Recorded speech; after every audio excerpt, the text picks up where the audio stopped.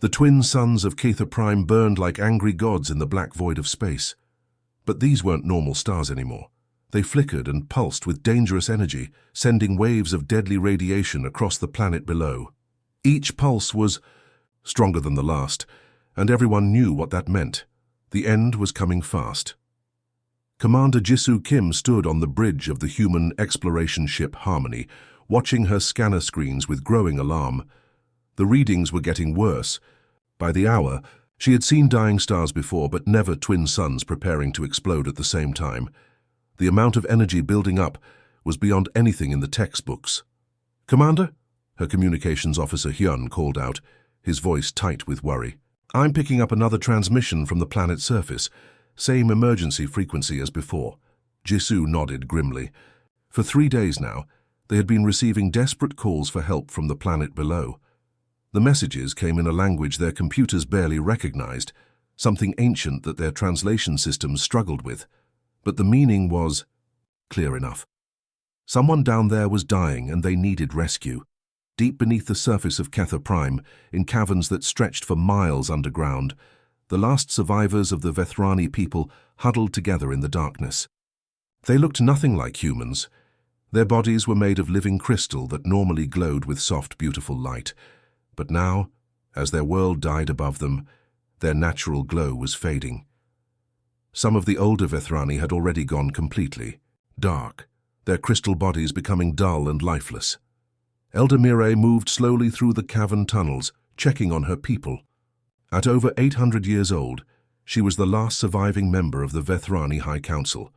Her crystal body, once bright as a star, now barely gave off enough light to see by. She paused at each family group, offering what comfort she could, but they all knew the truth. Their time was running out. The Vethrani had been a great people once. Thousands of years ago, they had been among the first species to discover how to travel faster than light. Instead of keeping this amazing technology to themselves, they had shared it freely with every new species they met. They had helped dozens of civilizations reach for the stars, asking for nothing in return except friendship and the joy of seeing others succeed. Those same civilizations now filled the galaxy. The Zephyrians ruled a vast empire across 100 worlds. The Crystalline Federation controlled the richest trade routes in known space. The Altarian Republic had the most powerful military fleet ever assembled.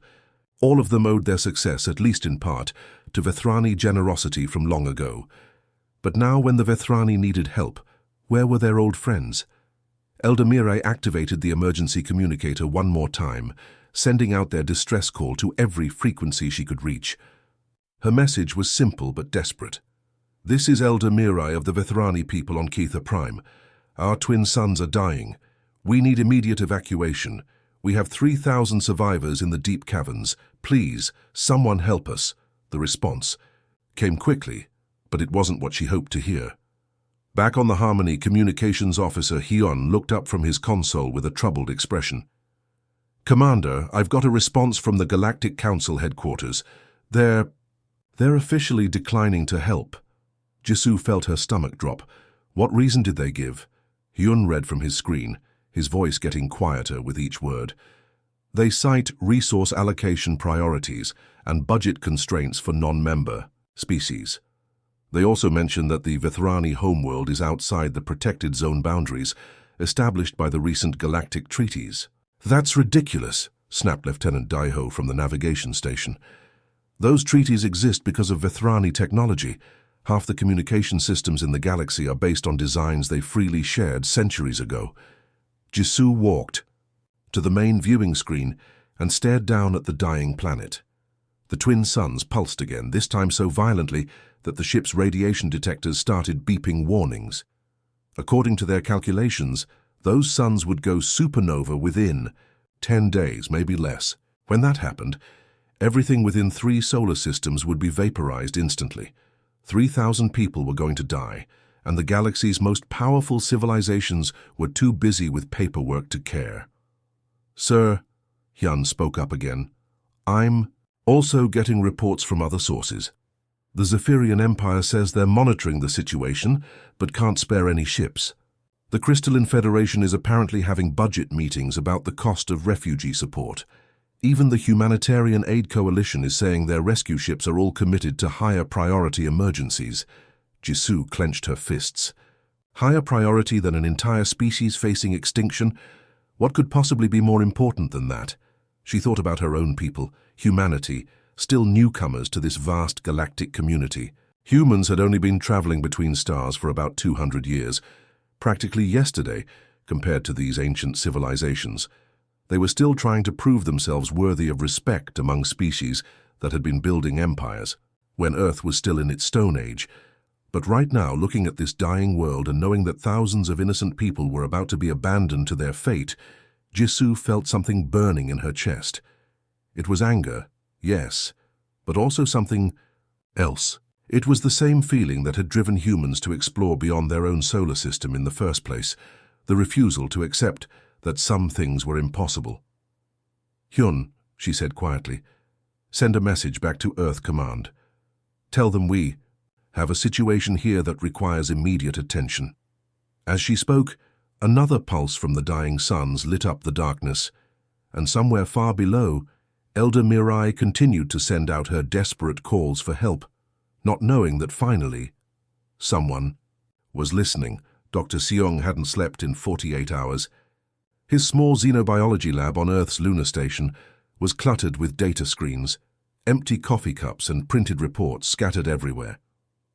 When Commander Jisoo's message had arrived from the Harmony, requesting immediate research on the Vethrani species, Seong had thrown himself into the work with desperate intensity. What he found in the ancient galactic databases made his world turn upside down. "Nari, come look at this," he called to his research assistant, his voice barely steady. The young woman hurried over from her workstation, pushing her glasses up her nose as she always did when concentrating. "What is it, Doctor? You look like you've seen a ghost." Shung pointed at the holographic display floating above his desk. It showed a complex timeline stretching back over 2,000 years, with thousands of technological innovations mapped out across dozens of alien civilizations. But as he traced the origins of each breakthrough, the same name kept appearing. "At the root of nearly every advancement, the Vethrani," he whispered. "They're behind everything, Nari. Look at this. Our quantum drive technology that lets us travel between stars. It's based on principles the Vethrani discovered 3,000 years ago and shared with the Altarian Republic. The Altarians passed it on to the Zephyrians, who eventually traded it to us." Nari leaned closer, her eyes widening as she followed the data threads. "And our medical nanites? Vethrani biotechnology, originally given to the healing orders of Centauri Prime 800 years ago. They refined it and spread it throughout the galaxy." Shung's hands were actually shaking now as he pulled up more files. "Our communication systems, our energy shields, even the artificial gravity on our ships, all of it traces back to Vethrani innovations that they freely shared with whoever needed them." "But why?" Nari asked. "Why would they give away such powerful technology for free?" Shung scrolled through the historical records, finding fragments of old diplomatic communications and cultural studies. "From what I can piece together, it was just their nature. They believed that knowledge belonged to everyone, that helping other species reach the stars would make the galaxy a better place for all. They were like cosmic teachers, I guess. They'd find a species just beginning to explore space and give them everything they needed to succeed." The implications hit both of them at the same time. Every major civilization in the galaxy owed their success, at least partially, to Vethrani generosity.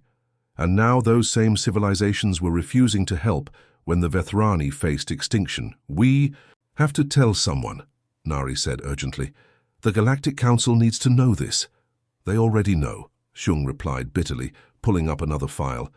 "I found a council report from 50 years ago that acknowledges the Vethrani contributions to galactic civilization. They called them historically significant, but currently irrelevant to modern political structures. They basically wrote them off as ancient history." Meanwhile, in the war room deep beneath Earth Command headquarters, Admiral Minho Park was having the worst day of his career. Commander Kim's rescue proposal sat on the table in front of him, along with reports from his logistics teams that painted a grim picture. 12 ships, he said to the assembled officers. That's all we can spare without leaving our outer colonies defensively vulnerable. 12 ships to evacuate 3,000 refugees from a planet that's about to explode. Colonel Jehoon, head of fleet operations, shook his head. Even if we could physically fit that many people on our ships, Admiral, we don't have the resources to support them long term. Our newest colony worlds are already struggling with supply shortages. Adding 3,000 refugees could trigger widespread famine. And there's the political angle to consider, added Commander Soonbok from Diplomatic Affairs. If we launch an unauthorized rescue mission into contested space, it could be seen as an act of aggression by the major powers. We could find ourselves in a war we can't win. Admiral Park rubbed his temples, feeling the weight of impossible choices. Humanity was still the newcomer in galactic politics, still proving they deserved a seat at the big table. One wrong move could set their species back decades. That's when the conference room door opened and Captain Yuna walked in uninvited. At 62 years old, Yuna was a legend in the human freight corps. She'd been hauling cargo between the stars since humanity's second wave of expansion, and her fleet of converted cargo ships had carried everything from mining equipment to emergency medical supplies to the farthest reaches of human space. She was tough, practical, and had never backed down from a dangerous job in her life. "Admiral," she said without preamble, "I heard about the Vethrani situation. I'm volunteering my fleet for the rescue mission." Park looked up in surprise. "Captain, this is a closed military briefing. How did you even get in here?" "I know people," Yuna replied with a slight smile. "More importantly, I know ships. My cargo. Fleet can carry more refugees than your military vessels, and we're already equipped for long-distance hauls. Plus, if this goes wrong, it's civilians taking the risk, not official military forces." "Captain Yuna," Colonel Jehoon interjected, "we're talking about flying into a solar system with 2 unstable stars that could explode at any moment. Your ships aren't military grade. They don't have the shielding or defensive capabilities to handle that kind of radiation." "Then we'll have to be fast," Yuna said simply. "Look, Admiral, I've been hauling freight for 30 years. I've seen humanity grow from a handful of colonies to a real spacefaring civilization. But I've also seen what happens when people forget where they came from, when they get so worried about politics and profits that they stop caring about doing what's right." She pulled out her personal tablet and showed them something that made everyone in the room go quiet. It was a photo from her first cargo run 40 years ago, her younger self standing next to her ship, which was loaded with relief supplies for colonists whose crops had failed on New Sol. "These people on Keitha Prime," she continued, "they're not asking for money or territory or political favors. They're asking not to die. And if humanity can't find it in ourselves to help them, then what does that say about who we've become?" Admiral Park stared at the rescue proposal again, but now he was seeing it differently. Dr. Shung's research report had just arrived on his desk, detailing how much human civilization owed to Vethrani innovations. The galaxy's great powers were too proud or too greedy to help their own benefactors, but humanity was still small enough, still new enough, to remember what it felt like to need help. "How many ships can you put together?" he asked quietly. Captain Yuna's weathered face broke into a grin. "Give me a week, Admiral. I'll get you a fleet." The news spread through human space like wildfire. Within 6 hours of Admiral Park's official announcement, every major news network was broadcasting the story of the dying Vethrani and humanity's desperate rescue attempt. But what happened next surprised everyone, including the Admiral himself. Engineer Taehyung was working the night shift at the civilian shipyard on Titan when the call came in. His supervisor, looking frazzled and excited, burst into the maintenance bay where Taehyung was calibrating a cargo hauler's engine systems. "Drop everything," his supervisor said. "We've got new orders from Earth Command. We need to convert every available civilian ship for passenger transport, and we need to do it in 5 days. Taehyung wiped grease from his hands and looked at the supervisor like he'd lost his mind. "Passenger transport, these are cargo ships. They don't have life support systems for people, let alone alien people we've never met before. That's why you're going to figure it out," his supervisor replied. "The whole engineering corps is being mobilized. Whatever it takes, we need to turn cargo holds into livable spaces for 3,000 refugees." For the next 72 hours, Taehyung barely slept. He and his team worked around the clock, ripping out cargo storage systems and installing emergency life support pods. They had to guess at what the Vethrani might need.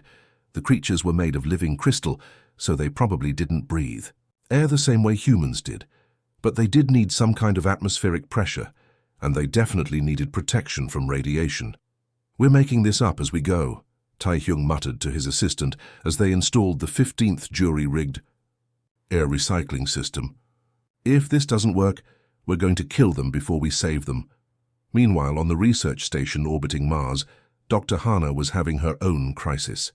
The military had given her exactly 4 days to figure out how to keep crystalline aliens alive during a months-long journey through space. The problem was nobody had ever studied Vethrani physiology before. She was working from ancient database entries and guesswork. "They're silicon-based, not carbon-based like us," she explained to her research team during an emergency meeting. "That means their metabolism is completely different.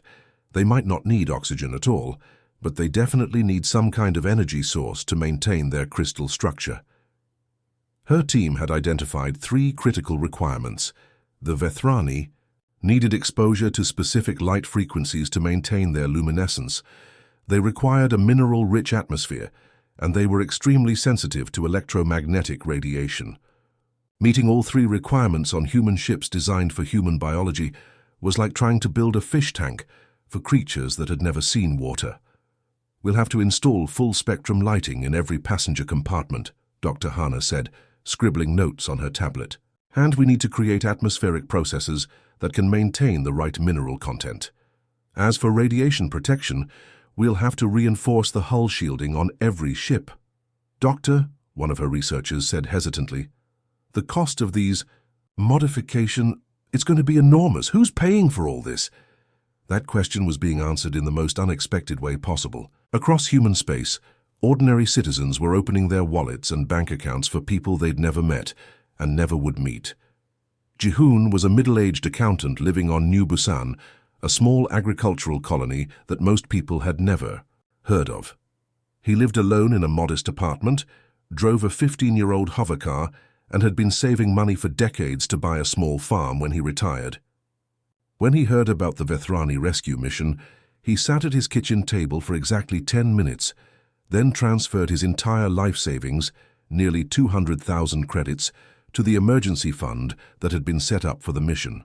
"My grandmother always told me that money was just a tool," he told the local news reporter, who somehow found out about his donation. "You can use it to build something good, or you can just hoard it until you die. I'd rather build something good." He wasn't alone. Across dozens of human worlds, similar stories were playing out. A retired teacher on Mars donated her pension fund. A group of factory workers on Europa pooled their vacation savings.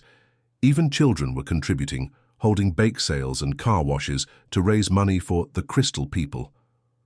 But the biggest surprise came from the most unexpected source. Admiral Sumin had retired 5 years earlier, after 40 years of military service. She'd moved to a quiet vineyard on New Tuscany, spending her days growing grapes and trying to forget about the politics and violence that had defined her career. She was pruning vines in her garden when her old communications officer called with the news about the rescue mission. "They're really going to try it?" she asked, setting down her pruning. "Cheers. Admiral Park approved it this morning. Captain Yuna is leading the civilian fleet, but they're going to need experienced command staff if they want any chance of success." Admiral Somin stood in her vineyard, looking out over the rolling hills where she'd planned to spend the rest of her life in peace. Then she thought about the last war she'd fought, against pirates who had been raiding civilian colonies. She remembered the feeling of knowing that innocent people were depending on her to do the right thing, regardless of the cost. "How many ships can I bring?" she asked. Within 24 hours, Admiral Somin had contacted every retired military officer she knew. 12 decommissioned warships were pulled out of mothballs and hastily recommissioned. Veteran crews came, out of retirement, dusting off uniforms they thought they'd never wear again. The military contribution added both firepower and experience to the growing rescue fleet. Captain Do Yun was one of those veterans. He'd commanded a destroyer during the border conflicts 10 years earlier, and he knew deep space better than most. But as he pushed his newly recommissioned ship toward the rendezvous point, pushing the engines well beyond their recommended limits, he couldn't shake the feeling that they were all flying toward certain death. "This is madness," he muttered to his navigator as they burned through space at dangerous speeds. "We're going to arrive with maybe hours to spare, assuming those suns don't explode early. And even if we manage to evacuate everyone, we'll be carrying 4 times our safe passenger capacity through hostile space." Navigator Che-Young, a young officer who had volunteered for the mission despite having no prior combat experience, checked her calculations one more time. She'd plotted the fastest possible route to Ketha Prime, cutting through sectors that were technically neutral but practically controlled by species that weren't particularly friendly to humans. "The Zephyrian news networks are calling this a publicity stunt," she said, not looking up from her star charts. "They're saying we're only doing this to make ourselves look good to the Galactic Council." Captain Do-hyun snorted. "Let them think what they want. We know why we're here." But even as he said it, Do-hyun couldn't help wondering if they were crazy to attempt something so dangerous for people they'd never met. The fleet had grown to 47 ships, an impossible mixture of cargo haulers, retired warships, converted, passenger liners, and even a few private yachts whose owners had volunteered for the mission. None of them were properly equipped for what they were about to face. As the fleet pushed deeper into space, racing against time and the dying light of distant suns, one thing was becoming clear: humanity was about to attempt the largest rescue mission in galactic history, and they were doing it with nothing but determination, improvised equipment, and the absolute certainty that some things were worth risking everything for. The question was whether it would be enough. The human rescue fleet dropped out of hyperspace just as Ketha Prime's twin suns unleashed another massive solar flare. The radiation wave hit them like a physical blow, causing every ship's warning systems to scream in alarm. Through the bridge windows of the lead vessel, the dying world looked like a vision from hell, its surface scarred by radiation burns, its atmosphere bleeding away into space. 3 days, Navigator Che-Young announced, her voice tight with strain. "According to our calculations, we have exactly 3 days before those suns go critical." Admiral So-min, commanding the rescue operation from her flagship, studied the tactical display with growing concern. The radiation levels around Ketha Prime were already lethal to human life.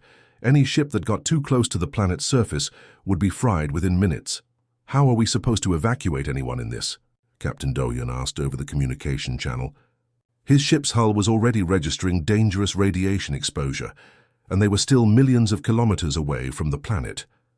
That's when rescue leader Won-ho stepped forward, a former Special Forces operative who had volunteered for the mission. Won-ho had spent the entire journey studying the planetary scans and developing an evacuation plan that everyone else thought was impossible. "The Vithrani are underground," he said, suiting up in the heaviest radiation gear available. "The cavern systems go deep enough to provide some protection from the surface radiation. If we can get shuttles down there and evacuate them in small groups, we might be able to pull this off." "Might?" Admiral So-min raised an eyebrow. "That's not exactly inspiring confidence." Won-ho sealed his helmet and checked his equipment one final time. "Ma'am, with respect, we didn't come all this way to play it safe. We came here to save lives." The first shuttle descent was terrifying. Won-ho and his team plunged through Ketha Prime's tortured atmosphere as radiation alarms blared constantly. The planet's surface was a nightmare landscape of melted rock and twisted metal, the remains of cities that had been abandoned as the suns grew unstable. When they finally reached the cavern entrance, Won-ho's radiation detector was clicking so fast it sounded like static. They had maybe 30 minutes before their protective suits would fail completely. The underground tunnels were vast and dark, stretching for kilometers in every direction, but as they descended deeper, Won-ho began to see a faint glow ahead. The natural luminescence of the Vithrani people. What he found in those deep caverns broke his heart. Thousands of crystalline beings huddled together in the darkness, their bodies dim and flickering. Many were barely glowing at all, their life force fading as their world died above them. Children, if that's what they were, pressed close to their elders, their crystal faces reflecting fear and desperation. Elder Mirai approached the human rescue team slowly, her ancient body moving with obvious pain. When she spoke, her words came through the translation software as a whisper of disbelief. "You came," she said.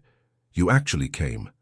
Wonho removed his helmet in the filtered air of the deep caverns, looking into her crystal eyes. "We're here to get you out, all of you, damn it." "But why?" Elder Mirai asked, her voice breaking. "Your species doesn't even know us. We have nothing to offer you. Why would you risk your lives for strangers?" Before Wonho could answer, Medic Soyon rushed past him toward a group of young Vethrani who were barely glowing at all. She knelt beside the smallest one, a child whose crystal body was almost completely dark. "This one's dying," she said urgently, pulling out her medical scanner. The device was designed for human physiology, but she'd modified it during the journey to work with crystalline life forms. "Their energy levels are critically low." As Soyon worked frantically to stabilize the dying child, Elder Mirai repeated her question. "Why are you doing this?" Soyon looked up from her patient, her face streaked with sweat and determination. "Because it's right. Because no one should die forgotten and alone. Because if we don't help each other, what's the point of being alive at all?" The evacuation began immediately. Shuttle after shuttle descended into the radiation-soaked atmosphere, each one carrying a precious cargo of Vethrani refugees back to the waiting fleet. The crystalline beings were amazed by their human rescuers, these strange, soft-bodied creatures who moved with such urgency and determination. But the operation was taking too long. With each passing hour, the twin suns grew more unstable. Solar flares erupted with increasing frequency, sending waves of deadly radiation across the planet's surface. Captain Yuna's cargo ship, the largest vessel in the rescue fleet, was taking the worst of it. She had positioned her ship in the lowest orbit possible, trying to minimize the shuttle flight time for the evacuation runs, but the radiation was tearing her vessel apart. "Hull integrity down to 60%, Chief Engineer Bogum reported from the engine room, his voice barely audible over the sound of failing systems. "We're losing structural support throughout the forward sections." "How much longer can we hold position?" Yuna asked, gripping her command chair as another solar flare shook the ship. "Maybe 2 hours," Bogum replied. "After that, we're going to start losing life support." On the planet's surface, the final group of Vethrani refugees was being loaded into the last shuttle.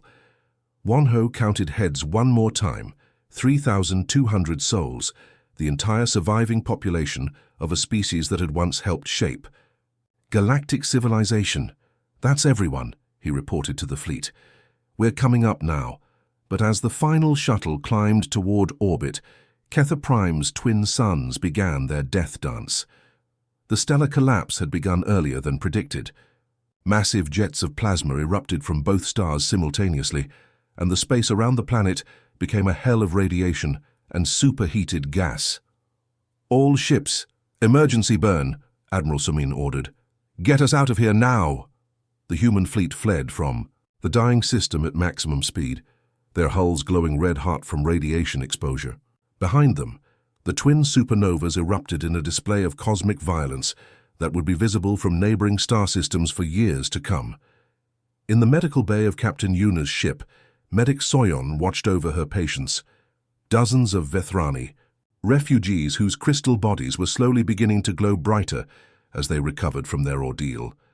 The child she had saved in the caverns was sitting up now, their crystal face reflecting the wonder of being alive. Elder Mirai stood at the observation window, watching the brilliant explosion of her homeworld fade into the distance. Tears, if crystalline beings could cry, streamed down her face. But they weren't just tears of grief, they were tears of gratitude. 3,200, she whispered to herself. Every single one of us. They saved every single one of us. As the human rescue fleet carried their precious cargo toward safety, word of their success spread throughout the galaxy. The impossible had been accomplished. A species that the great galactic powers had written off as expendable had been saved by the newest members of the cosmic community. And in that moment, humanity proved something that would echo through the stars for generations to come. Sometimes, the greatest power in the universe isn't technology or military might or political influence. Sometimes it's simply the courage to do what's right, no matter the cost. 6 months had passed since the rescue of Ketha Prime, and Haven Colony had become something nobody could have imagined. What started as a struggling human settlement on the edge of known space had transformed into the most remarkable community in the galaxy. Governor Sunmi stood on the observation deck of the colony's administration building, watching the evening activities in the central plaza below. Human children ran and played alongside young Vethrani, their laughter mixing with the gentle chiming. Sounds that the crystalline beings made when they were happy. The Vethrani children glowed with soft, multicolored light as they played, turning the entire plaza into a living light show that never failed to take her breath away. 6 months ago, we could barely grow enough food to feed 800 colonists, Sunmi said to her aide, Jaewon. Now we're supporting over 4,000 residents, and somehow we're more prosperous than we've ever been. It was true. The arrival of the Vethrani refugees had changed everything about Haven Colony. The crystalline beings brought with them knowledge that humans had never dreamed of. Their understanding of energy manipulation, crystal cultivation, and sustainable technology was revolutionizing life on the colony world. The agricultural domes that had struggled to produce basic crops were now overflowing with hybrid plants that grew faster and stronger than anything humans had developed. Vethrani biotechnology, combined with human farming techniques, had created a food production system that could support 10 times the colony's current population. But the changes went far beyond just practical improvements. The two species had discovered they complemented each other in ways that seemed almost magical. Human creativity and determination paired perfectly with Vethrani wisdom and patience. Where humans rushed forward with bold ideas, the Vethrani provided gentle guidance and long-term perspective. Where the Vethrani had become isolated and resigned to their fate, humans brought energy and optimism that reignited their will to live. Meanwhile, halfway across the galaxy, Elder Mire stood before the Galactic Council for the first time in over 70 years. The vast amphitheater, filled with representatives from hundreds of species, fell silent as she approached the speaking platform. Her crystal body now glowed with renewed strength, casting rainbow patterns across the chamber. Walls.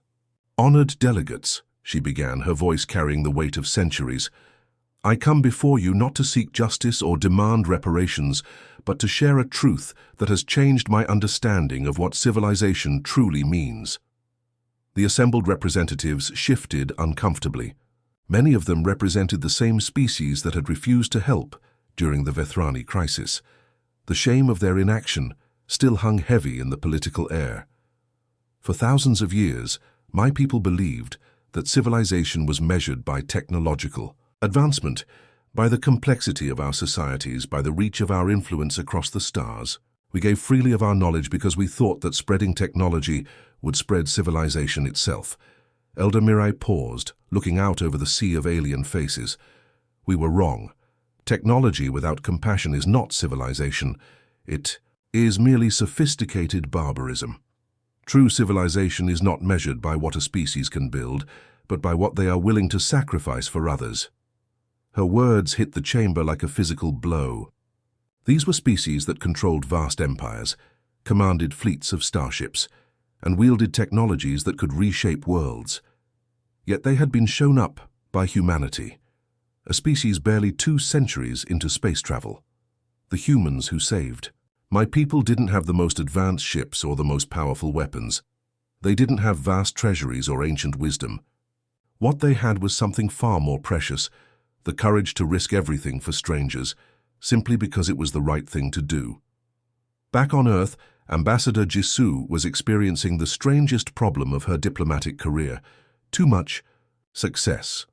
Her office was flooded with requests for meetings, trade agreements, and alliance proposals from species that had previously barely acknowledged humanity's existence. Ambassador, her secretary Minwoo said, looking overwhelmed as he carried in another stack of diplomatic messages, the Zephyrian Empire wants to discuss a mutual defense pact. The Crystalline Federation is offering exclusive trade rights. Even the Altarian Republic is asking about joint scientific ventures. Jisoo shook her head in amazement. Just 6 months ago, humanity had been begging for recognition as a minor player in galactic politics. Now suddenly everyone wanted to be their friend, What changed their minds, she asked, though she already knew the answer. The rescue, ma'am. Every major news network in the galaxy has been running stories about Haven Colony. They're calling it the miracle of interspecies cooperation, and proof that humanity represents the moral future of galactic civilization. The irony wasn't lost on Jisoo. Humanity had gained more political influence through one act of compassion than most species achieved through centuries of military conquest or economic manipulation. On Haven Colony, the real magic was happening in the research laboratories and training facilities that had sprung up around the settlement. Dr. Seung worked side by side with Vethrani scientists, combining human medical knowledge with crystalline biotechnology to develop treatments that neither species could have discovered alone. The regenerative properties of their crystal matrix could revolutionize how we treat cellular damage, Dr. Seung explained to his research team. But it's our understanding of genetic therapy that makes it practical for biological organisms. Their joint research had already produced 3 major medical breakthroughs that were being distributed freely throughout human space. True to their nature, the Vethrani insisted that all discoveries be shared without profit, continuing their ancient tradition of giving knowledge as a gift to all sentient life. Meanwhile, Captain Yuna was running the most unique training program in the galaxy. Her converted cargo ship had become a floating academy, where humans and Vethrani learned to work together as integrated space crews. The key is understanding how each species thinks, she explained to her mixed group of students. Humans are good at making quick decisions and adapting to unexpected situations. Vethrani are excellent at long-term planning and understanding complex systems. Put them together, and you get crews that are more capable than either species could be alone. The first integrated human Vethrani trading vessel had launched just 2 weeks earlier, carrying a cargo of both human-manufactured goods and Vethrani biotechnology to markets throughout the sector. Early reports suggested they were achieving trade agreements that neither species could have negotiated separately. As the day cycle ended on Haven Colony, Elder Mirai walked through the settlement's winding paths, watching families of both species settling in for the evening. Human parents read bedtime stories to Vethrani children, while crystalline elders taught human youngsters the ancient art of light sculpting. She paused at the memorial garden they had built to honor Keitha Prime, a beautiful space where crystal formations grew among earth flowers, creating a living reminder of what had been lost and what had been saved.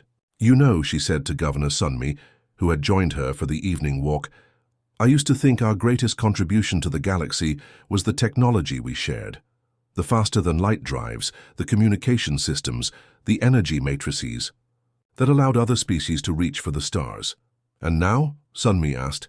Elder Mirai smiled, an expression that somehow transcended the differences between carbon and silicon-based life. Now I think our greatest gift was giving humanity the chance to show the galaxy what heroes look like. By needing to be saved, we allowed your species to reveal something that the universe desperately needed to see. As the twin moons of Haven rose into the night sky, casting their light over a community that shouldn't have been possible, Elder Mirai reflected on the strange turns that fate could take. The Vethrani had spent millennia trying to civilize the galaxy through the gift of knowledge.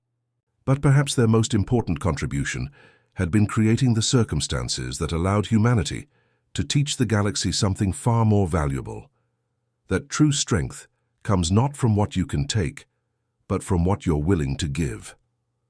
The forgotten had found a new home, the lost had been found, and in saving one species, humanity had reminded an entire galaxy what it meant to be truly civilized.